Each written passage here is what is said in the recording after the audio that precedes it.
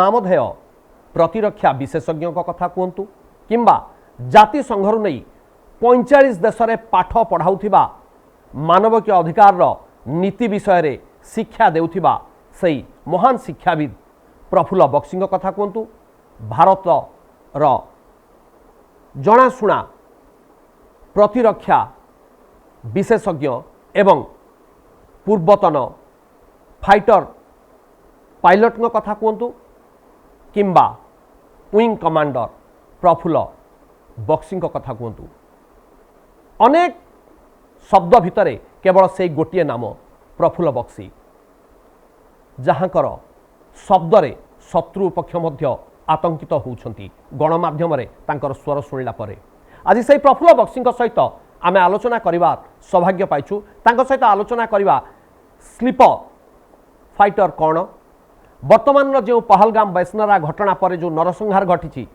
ताकू नहीं सरकार आभिमुख्य कौन सिंगल कमांडेंट सिस्टम कहीं जम्मू काश्मीर रे आवश्यक ए समस्त प्रसंग सहित भविष्यतर युद्धर रूपरेखा किपरि रही जदि न्यूक्लियर वार हुए तेबे आमे केते प्रस्तुत ए समस्त विषय रे आमर दर्शक को खोला खोली भाव में स्वाधीन मत व्यक्त करछंती प्रफुल्ल बक्सी। सर नमस्कार कनक न्यूज को। पहले सबसे जो बड़ा चीज़ है अभी इसके बारे में कोई नहीं पूछता है, कोई जानकारी नहीं लेता है, उसको ये एक एक्सपर्ट सब्जेक्ट है, इसको लेके कोई ज़्यादा चर्चा भी नहीं होता है। ये स्लीपर सेल सर क्या है? देखो ऐसा है, स्लीपर सेल की बात होती है कि अगर आप एक देश हैं, मेरे पे हमला कर रहे हैं, ठीक है, पर मेरे यहाँ पे कई ऐसे लोग हैं जो सहानुभूति आपके साथ रखते हैं और आपके जो एजेंट आते हैं उनको संभालते हैं, उनको रसद पान एमुनिशन देना, खाना पीना देना, उनको संभालना और भारत के खिलाफ कोई भी कार्रवाई में भाग लेना और फिर आराम से रोज़मर्रा की दिनचर्या भी करते रहते हैं। वो पंचायत सिस्टम में भी होगा, वो दुकानदार भी होगा, वो पुलिस में, गवर्नमेंट सर्विस में, कहीं भी हो सकता है। ये स्लीपर सेल होते हैं, मतलब ये आराम से यहाँ सो रहे हैं और देश के खिलाफ कार्यक्रम कर रहे हैं दुश्मन की तरफ से। और ये इनका जो मूवमेंट होता है, मेंटल मूवमेंट होता है, वो रिलीजियस बेस्ड होता है। भारत में प्रॉब्लम है हिंदू मुस्लिम डिवाइड का, तो ये रेडिकल इस्लाम होता है, वो इनको पनप बड़ा करता है। रेडिकल इस्लाम है कि तुम मुसलमान हो, हिंदुओं को ख़त्म कर दो इत्यादि, ये जो टीचिंग होती है, ये टीचिंग को ये बड़ा मानते हैं। जैसे कश्मीरी पंडितों का घर खाली हुआ, उसके ऊपर कौन बैठा है? कश्मीरी पंडितों गए थे, उन्होंने घर खाली किया था, 5 लाख लोग निकले थे, उनके घर में कौन बैठा हुआ है? ये सब स्लीपर सेल्स हैं जो सहानुभूति रखते हैं हमारे दुश्मनों के साथ में, ये होते हैं स्लीपर सेल। तो अभी तक ये स्लीपर सेल जो होते हैं, इनको कंट्रोल करने के लिए, इनको खत्म करने के लिए गवर्नमेंट ऑफ इंडिया ने कुछ खास ठोस कदम उठाया क्या? देखो ये शायद शुरू से ही है, 1947 से ये पॉलिटिक्स में बैठे हुए हैं, पॉलिटिकल लीडर्स के साथ है, ये इलेक्शन करवाते हैं, इलेक्शन जितवाते हरवाते हैं, तो उनको कौन निकालेगा? बल्कि ये तो किंग मेकर हैं, ऐसे लोग भी होते हैं इनमें, तो ये इनको कौन निकालेगा? बड़े आराम से पाकिस्तान इनको पैसा भेज रहा है, ये बड़े आराम से रह रहे हैं, तो ये होते हैं। इनको अभी तक तो नहीं निकाले गए, तो अब धीरे धीरे अब निकाला जा रहा। अब ये गवर्नमेंट ने अभियान शुरू किया है, पहली बार ऐसी सोच पहली बार आई है। जो आपने अभी बोला, नैरेटिव दिया, वो किसी ने नहीं दिया था अभी तक। सर और भी एक चर्चा चल रहा है जो आपका एनालिसिस से बहुत बड़ा सवाल पैदा कर दिया देश भर में। आपने सिंगल कमांडेंट सिस्टम के बारे में बोल रहे हैं, वो क्या और क्यों अभी जरूरी है? देखिए, सिंगल कमांड एंड कंट्रोल ये है, एक जगह आपने अभियान चलाया हुआ है, बहुत बड़ा प्रोजेक्ट चलाया हुआ है और उसमें आपने बड़ी बड़ी एजेंसियां कर रही हैं, काम कर रही हैं। कोई इंजीनियरिंग एजेंसी है, कोई वाटर सप्लाई एजेंसी है, कोई इलेक्ट्रिक सप्लाई है, कोई सिक्योरिटी एजेंसी है, जो भी है एजेंसी है, पर उनका कोई कोऑर्डिनेशन नहीं है। इनके ऊपर एक चेयरमैन होना चाहिए जो सारे प्रोजेक्ट को चलाए, प्रोजेक्ट को देखे और सब उसको रिपोर्ट करें। इसी तरीके से जम्मू और कश्मीर में सिक्योरिटी का जो प्रोजेक्ट है, बड़ा भारी अभियान है।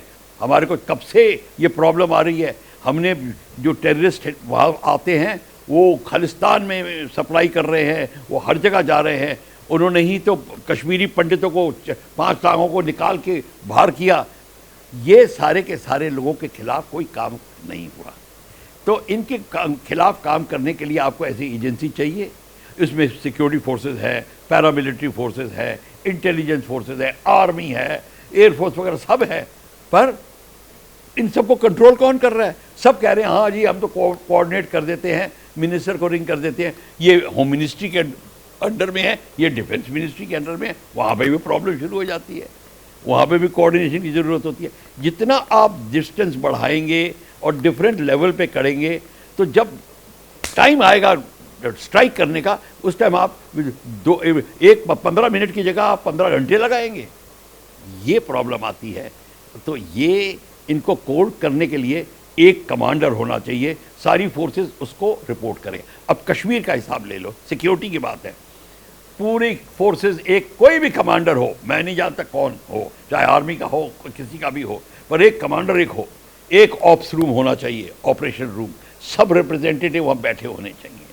और जहाँ पे भी प्रॉब्लम हुई, नॉर्थ वेस्ट कश्मीर में कहीं भी प्रॉब्लम हुई, उसका बोर्ड पे फ्लैश हो जाएगा कि फलानी इंपॉर्टेंट मैसेज आया है। और सारी एजेंसीज कोऑर्डिनेट कर रही हैं।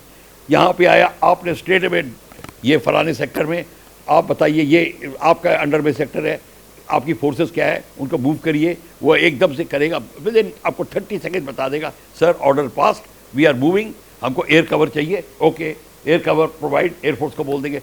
With in 45 second to 1.5 minute आपका डिसीजन भी हो जाएगा और आप अपना काम शुरू कर देंगे। बाकी एडमिनिस्ट्रेशन काम चलता रहेगा पीछे, पर आपकी जो डिसीजन मेकिंग है वो स्टेट में हो जाएगी। कोई ये नहीं कहेगा हमने तो बता दिया था इनको पता नहीं चला, इन्होंने पता नहीं कहाँ मैसेज कर दिया, हमने फलाने हवलदार को बताया था, फलाने उसको बताया था।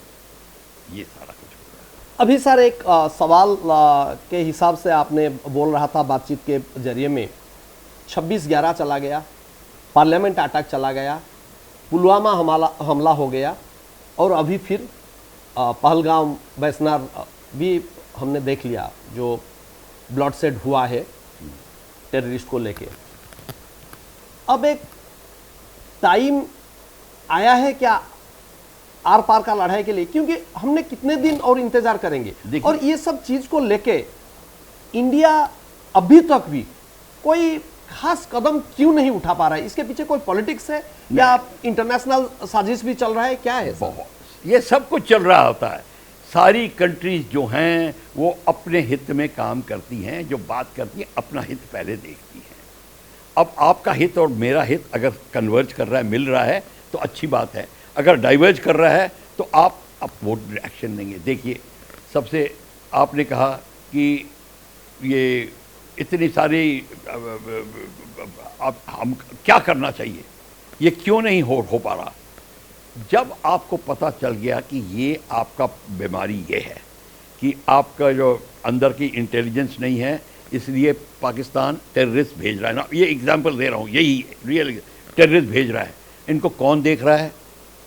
Sleeper cell. स्लीपर सेल दूर करने का क्या तरीका है?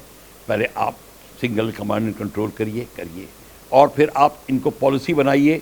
आपकी रिटर्न पॉलिसी होनी चाहिए। देखिए विभूति साहब, जब तक आपके फाइल में रिटर्न पॉलिसी नहीं होती कोई काम नहीं करता। तो आपकी पॉलिसी होनी चाहिए कि स्लीपर सेल्स को हटाना है, और जो रिलीजियस बेसिस पे काम कर रहे हैं उनको, उनके खिलाफ रूल लगाना है। आप अपने रूल पोजीशन ठीक करिए। टाडा को आपने क्यों रिमूव किया? टेररिस्ट एंटी टेररिस्ट एक्ट जो था, जो भी था टाडा, आप ऐसे रूल लगाइए और फिर आप इन लोगों को निकालने की कोशिश करिए। अपने स्लीपर सेल्स को आप लगा के फिर कमांड एंड कंट्रोल से उनको जो तहत काम करिए। और आपके को पता है कि ये इस प्रॉब्लम में टेररिस्ट अंदर आ रहा है। कहाँ से आ रहा है? बॉर्डर से आ रहा है। कैसे आता है? वो बॉर्डर पे आर्मी लेके आती है उनको 8-10 किलोमीटर अंदर, चाहे जम्मू कश्मीर की तरफ हो, LOC की तरफ हो, चाहे कहीं भी POK में से जहाँ से भी आ रहे हैं, वहाँ पे आपको पता है, आपको ये भी पता चल जाता है। अगर आपकी इंटेलिजेंस बिल्कुल एक है और कोऑर्डिनेशन है, आपको एकदम पता चल जाएगा कि वहाँ क्या हो रहा है। पर आपकी इंटेलिजेंस एक नहीं होगी, आपको पता भी नहीं चलेगा, वो घर में घुस जाएगा फिर भी नहीं पता चलेगा। तो अगर आपको जब पता चल गया कि वहाँ पे है, तो आप एकदम से आप या उसको स्ट्राइक, जिसको आप सिंगल स्ट्राइक, सर्जिकल स्ट्राइक कहते हैं, आपको अब multi barrel rocket launcher, medium artillery, attack helicopter, कुछ भी लगाइए, उस जगह को नेस्ता नबूद बिल्कुल ख़त्म करिए और ऑक्यूपाई करिए। देखिए अगर आपने उस जगह को ऑक्यूपाई नहीं किया तो फिर वो कल आ जाएगा फिर, क्योंकि आपने तो उसकी 3-4 झोपड़ियाँ हटाई, वो आपने उड़ा दी, वो आग लग गई, उन्होंने नहीं बना देंगे, 3 घंटे में बन जाती है। अगर आपने 100 आदमी में मार दिए, 100 और आ जाएंगे, उनके पास आदमियों की कमी नहीं है। ये प्रॉब्लम है। तो जब आप ये काम करेंगे, आपको फिर पाकिस्तान से लड़ाई की ज़रूरत नहीं होगी। आप यही काम कर दीजिए, आप देखेंगे आपका प्रॉब्लम सॉल्व हो जाएगा। फिर आपको कोई उनको मिलिट्री अटैक और ये वो बात की बात है। जब आप पीओके लेने शुरू करेंगे, जो आपका है, आपने पॉलिसी डिक्लेयर कर दी है, पीओके इज़ आवर्स, तो फिर जब लेना शुरू करेंगे तो पाकिस्तान फिर आप पे अटैक करेगा मिलिट्री। जब मिलिट्री अटैक करेगा, आपको उसकी इंटेलिजेंस रिपोर्ट पहले मिल जाएगी, फिर आप एक्शन लें। अभी आपको कोई क्या जल्दी है? कोई जल्दी नहीं है।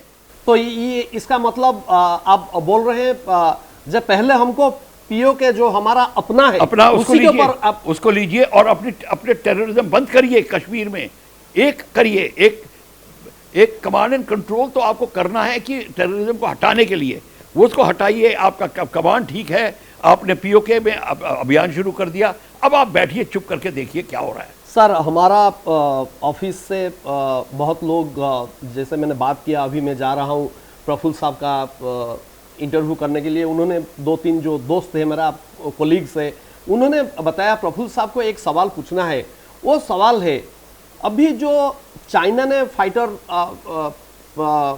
फ्लाइट पाक को दिया है और तुर्की ने जो सबसे खतरनाक ड्रोन दिया है, हाँ, इसके पीछे बरख्तियार TB12, हाँ, वो बरख्तियार तो उसको हम मुकाबला कर पाएंगे? क्योंकि पहले से ही आप फाइटर फ्लाइट उड़ा चुका है। देखिए ऐसा है, आप उसकी फिक्र मत करिए, कोई ऐसा फाइटर नहीं है जिसके पास उसकी तोड़ हमारे पास नहीं है। ये बरख्तियार ड्रोन है, उससे बेटर ड्रोन हमारे पास है और उसकी कोई चिंता नहीं है। ये याद रखिए, इस गेम में आपका कोई फ्रेंड नहीं है। सब ये बोलेंगे देखिए आप पाकिस्तान से मत लड़िए, आपस में बैठ के बात कर लीजिए। मतलब उसको, पाकिस्तान को हमारा दर्जा दे रहे हैं ये कहने के लिए कि अब इन्होंने जो किया है, मतलब किसी के घर में रेप हो गया, किसी की बेटी का और औरत का, तो कह रहे आप दोनों मिलके बात कर लीजिए। ये कभी हो सकता है? ये नहीं हो सकता। आप पर जो कंट्री बोलती हैं ऐसा, इसका मतलब वो आपसे सिर्फ दोस्ती का दिखावा कर रहे हैं। वो इतने बड़े दोस्त आपके नहीं हैं। ये सब कंट्री ऐसी करेंगी। देखिए ये सबको ठीक है, पर मिल के बात कर लीजिए। ये सारा का सारा जो है, तो आपको पता है कि इस कंट्री में या दुनिया में 1 या 2 आपके साथ में होंगे, कोई नहीं है आपके साथ। चाइना और बांग्लादेश एक मिलके पाकिस्तान के साथ मिलके आपके ऊपर अभियान चला रहे हैं। ये सारा का सारा गेम चाइना, आप देखिएगा, चाइना सप्लाई कर रहा है जो आप फाइटर एयरक्राफ्ट बोल रहे हैं। टर्की इस्लामिक कंट्री है, ये सारा वो वहाँ से देगा। बाकी इस्लामिक कंट्री से पैसा आएगा उनको, और सब कहने के लिए कहेंगे, पर पैसा सब कुछ आएगा उसको। पाकिस्तान, चाहे इतनी इकोनॉमी पाकिस्तान की ख़त्म हो गई कहते हैं, कोई भूखा नहीं मरता, क्योंकि सबको आ रहा है। ये दूसरी बात है, डेमोक्रेसी नहीं है। पर अब ये सारे के सारे जो जितने लोग बाहर से ये एजेंसीज जो हैं, ये अब सब तैयार हो जाएंगी और आपको फिर पता नहीं चलेगा क्या करना है, जब तक आपका एनालाइज नहीं करेंगे मेरा दुश्मन कौन है, दोस्त कौन है। इसमें कोई आपका दोस्त नहीं है, ये मान के चलिए। तो आपको अपनी तैयारी पूरी रखिए, अपने वेपन सिस्टम्स, अपनी मूवमेंट ये पूरे करिए। आपको लड़ाई की बात करते हो, क्या आपने कभी सोचा है कि लड़ाई होगी तो क्या होगा? भुवनेश्वर में आपकी वहाँ पे कोस्ट लाइन के पास में है भुवनेश्वर, जब अटैक आएंगे तो आपके भुवनेश्वर में सिविल डिफेंस ने काम किया है? कुछ सिविल डिफेंस एक्सरसाइज हुई है? अंडरग्राउंड शेल्टर्स, कि कौन आदमी किस शेल्टर में जाएगा, कौन किस बंकर में जाएगा, ये किसी को नहीं पता। दिल्ली में किसी को नहीं पता।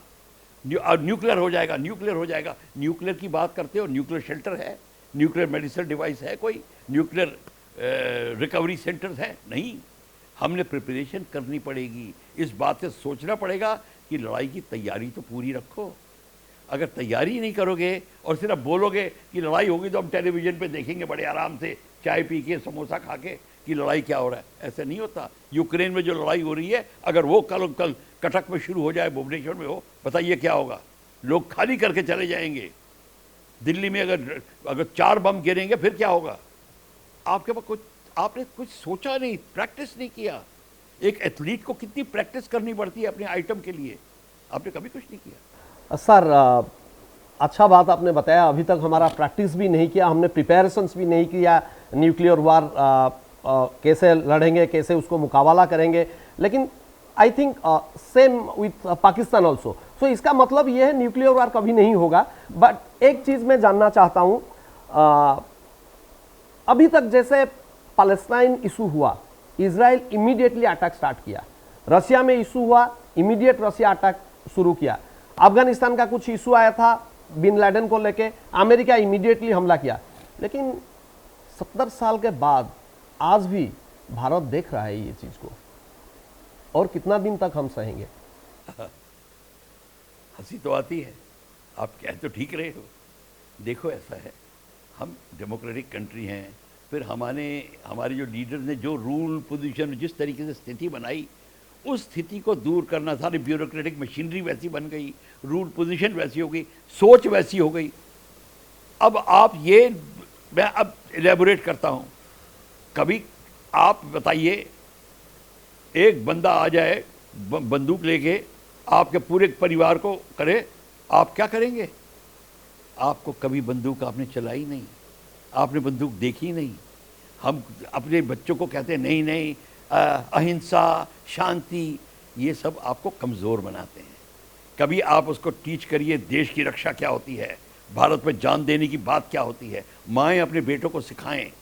ऐसी जब नस्ल बनेगी, रूल्स भी वैसे बनेंगे। बंदूक उठाने में शर्म नहीं आएगी, फिर आप प्राइड फील करेंगे, तलवार हाथ में होनी चाहिए।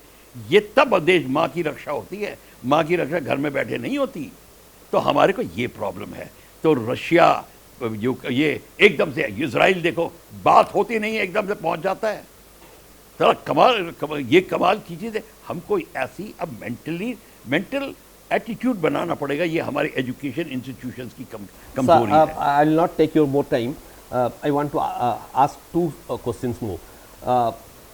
ये अभी जो टाइम है, ये टाइम आ गया, हम इतिहास बनाएंगे, नहीं तो खुद इतिहास बन जाएंगे।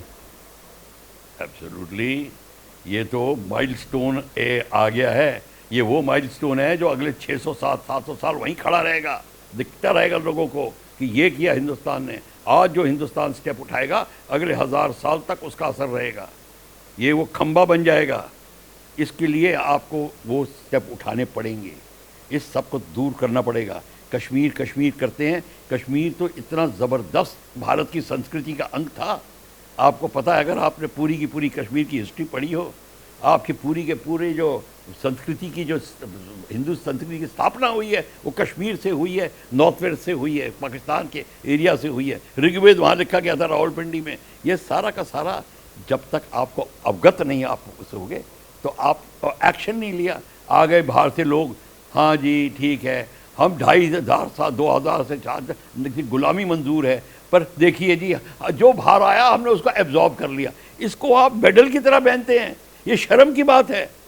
उसको हम मेडल की तरह पहनते हैं। देखिए हम इतने महान थे, जो आया हमने उसको अपने में उतारे, क्योंकि आप डरपोक हैं, आपको लड़ने से डर लगता है। ये हमारी कमी है, खून में गर्मी नहीं है, ये प्रॉब्लम है हमारी। डर लगता है दुश्मन को देख के, बंदूक को देख के हम छुप जाते हैं, ये हमारी कमी है।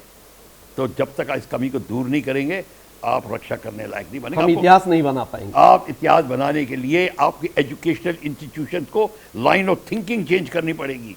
आपके जो रिलीजियस टीचर्स हैं उनको बताना पड़ेगा। ये नहीं कहा कि आप हिंदुत्व को रेडिकल बनाइए, पर रक्षा करने की बात करिए। जो चाणक्य ने बोला था, जब तक जो शास्त्री है वो शस्त्र उठाना नहीं सीखेगा, तब तक कुछ नहीं होगा।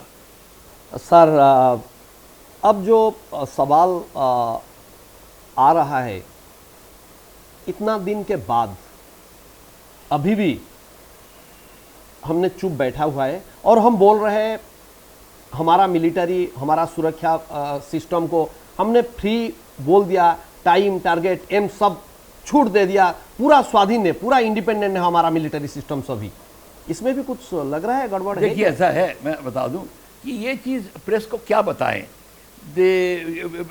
कि छूट क्या होती है। देखिए मिलिट्री और गवर्नमेंट में ये अंतर नहीं मानना चाहिए। Government and military are same, ये मान के चलिए। हम लोग क्या करते हैं, मिलिट्री जैसे कोई बाहर से मंगाई है हमने, वो बैंड वाले होते हैं ना, वो आते हैं, वो अपना काम करके चले जाते हैं। मिलिट्री हमारी देश का अंग है। ये एक्चुअली देश की कॉन्स्टिट्यूशन और देश की रक्षा के लिए बना है। गवर्नमेंट तो आप लोगों से बाद में इलेक्ट होती है।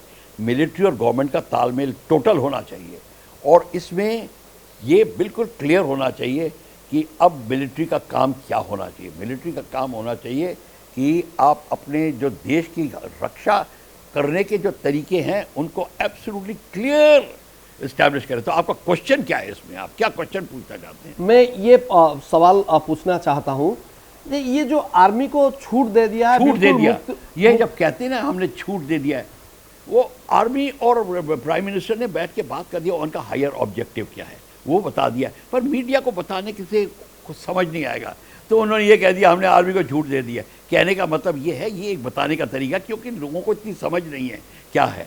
अभी मेरे हिसाब से आर्मी को ये बोला गया है कि फ़िलहाल ये अभियान जो है ये करिए, अपना टेररिस्ट को एक्ट को रोकिए, अंदर का स्थिति ठीक करिए और अपनी वॉर की प्रिपरेशन जारी रखिए। ये है, ये वॉर की प्रिपरेशन जारी रखिए कि अगर आज 24 घंटे के अंदर आप एक्शन लेने के लायक हो, मतलब on your marks get set go में स्थिर रहिए। जैसे हमारे फाइटर एयरक्राफ्ट में 2 मिनट रेडीनेस में पायलट कॉकपिट पे बैठा होता है, वेट कर रहा होता है कि जब हमको मिलेगा स्टार्ट करेगा एकदम से ठीक। हमको वो स्थिति में बाहर आना चाहिए, ORP की स्थिति में आना चाहिए पूरी को, कि अब वेट करना है। चाइना उधर से है, बांग्लादेश उधर से है, पाकिस्तान उधर से है, आपकी स्थिति बड़ी गंभीर है। ये गंभीर स्थिति को आप मत लीजिए। तो अभी हमें ये देखना है कि अब कौन चाल कहाँ से चलता है। सर, ये जो आने वाला दिन में वाटर वार हो रहा है, जैसे अभी सिंधु ट्रीटी को कैंसिल करके इंडिया ने जो डिप्लोमेटिक स्ट्रैटेजिकल एक चाल चलाया, ये कितना इफेक्टिव होगा सर? देखिए इफेक्टिव होगा बहुत, क्योंकि 80% ऑफ द पाकिस्तान और even more of that area, पूरा का पूरा जितना है जाने, उनकी पूरी की पूरी खेती, उनकी खेती से लेके जो स्मॉल इंडस्ट्री है वो सारी की सारी, उनकी आमदनी, लोगों की, उनका ट्रांसपोर्टेशन सिस्टम्स, स्टोरेज सिस्टम, ये सारा का सारा जो है डिपेंड करता है उपज जो होती है पानी से। अगर पानी ही नहीं रहा तो उनको सारे की उनके टोटल जिसको कहते हैं भुखमरी आ जाएगी और पॉवर्टी आ जाएगी उस एरिया में।